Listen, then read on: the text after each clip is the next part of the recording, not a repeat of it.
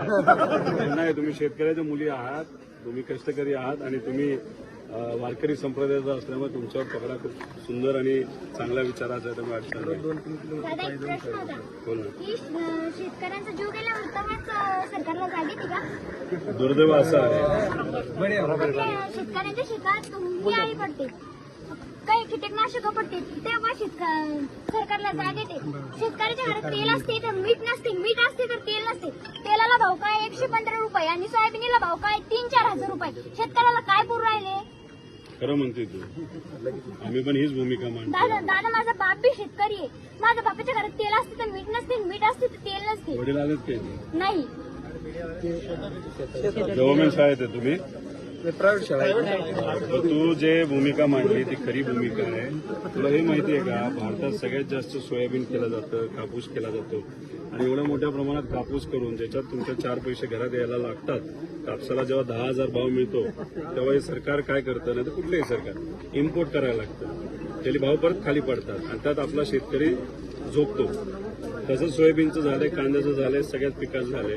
तुम्ही जे फर्टिलायझर घेतात तुमचे वडील तुमच्या शेतासाठी तेव्हा टॅक्स असतो. वही आणायची असते दादा, तर पप्पा जर का म्हणलं माझ्या खिशात 10 रुपये नाही तर इतकं वाईट वाटतं की आम्हाला द्यायच्यावरती जाईल. नको करू, आम्ही तीच भूमिका घेतोय. तुला एक माहिती का, मी विरोधी पक्षातला आमदार आहे, पण मी जर आज निर्णय घेतला असता, नाही तर काल निर्णय घेतला असता, तर मी आज मंत्री सुद्धा झालो असतो, नाही तर पदाधिकारी झालो असतो. पण मी या सरकारबरोबर का नाही जात? हे सरकार युवांच्या विरोधात आहे, शेतकऱ्यांच्या विरोधात आहे, मजुराच्या विरोधात आहे, महिलांच्या विरोधात आहे.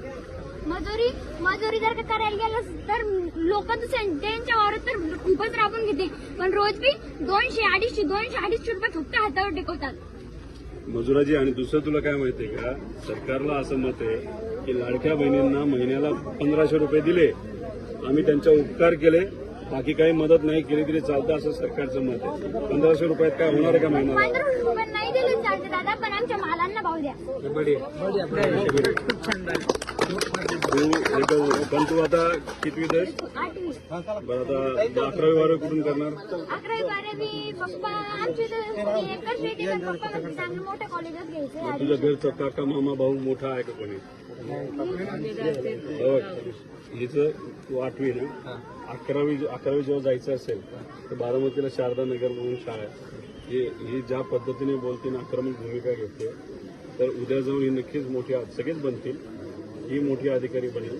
आणि ती बनत असताना आमच्याही त्याच्यामध्ये एक सेवा म्हणून काही मदत म्हणून ही जी 11वी 12वी आणि नंतर पण तिला त्याच संस्थेमध्ये